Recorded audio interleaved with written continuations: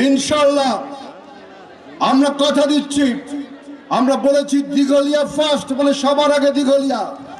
এই দিঘলিয়াতে আমরা এই রুগ্ন শিল্পগুলোকে সচল শিল্পে রূপান্তরিত করব। স্টার জুট মিল চালু হবে, পিপলস জুট মিল চালু হবে, প্লাটিনাম জুট মিল চালু হবে, দৌলতপুর জুট মিল চালু হবে।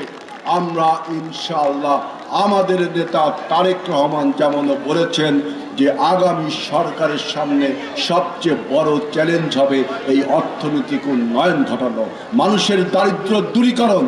আমরাও তাই তার নেতা হিসাবে এই দিঘলিয়ায় বসে বলতে চাই, আমরা ইনশাআল্লাহ দিঘলিয়ার মানুষের যে বেকারত্ব, আমাদের এখানে অর্থনৈতিক যে বন্যাভাব, আমরা সব কিছু দূর করবার জন্য কাজ করব। শুধু নির্বাচন কমিশন, আপনারা কিন্তু একা একা নির্বাচনটা করতে পারবেন না।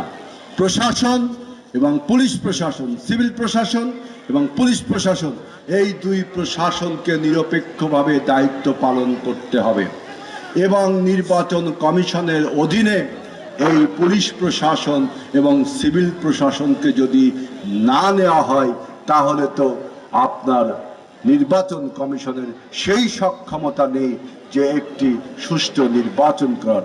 কিন্তু আমাদের দৃঢ় বিশ্বাস যে যদি রাজনৈতিক কর্মীরা, যদি জনগণ ভোটের মাঠে উপস্থিত থাকে এবং স্বতঃস্ফূর্তভাবে তাদের ভোটটা প্রদান করে, তাহলে যারা প্রশাসনে আছেন, পুলিশ প্রশাসনে আছেন, তারা শত চেষ্টা করেও ভোটটাকে জালিয়াতি ভোট করতে পারবেন না। কারণ বিএনপি চায় যে বাংলাদেশে একটা প্রতিযোগিতামূলক নির্বাচন।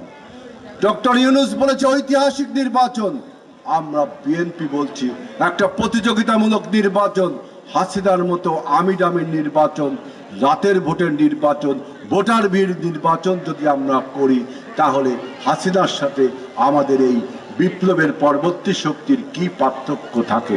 তাই আমরা বলছি, আমরা সবাই যে যার অবস্থান থেকে নির্বাচনটা করব, নির্বাচনের পরে আমরা জাতীয় সরকার গঠন করে জাতীয় ঐক্যভাবে আমরা দেশটাকে এগিয়ে নিয়ে যাব। এই দেশকে আমরা আর কখনো কারো মক্কেল রাষ্ট্রে পরিণত করতে দিব না। আমাদের নেতা তারেক রহমান বলেছেন যে সীমান্তের তারকাটাই আমাদের বোন ফেরানির লাশ ঝুলে থাকবে আর তার সাথে আমার সম্পর্ক করতে হবে, আমরা এমন সম্পর্ক করব না।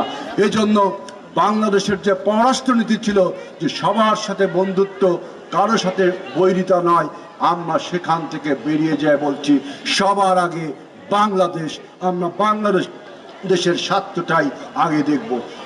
আমরাও বলছি আমাদের এই কর্মঠ হাত দ্বারা আমরা বাংলাদেশকে আধুনিক বাংলাদেশ, স্বয়ংসম্পূর্ণ বাংলাদেশ, আত্মনির্ভরশীল বাংলাদেশে গড়ে তুলব ইনশাআল্লাহ।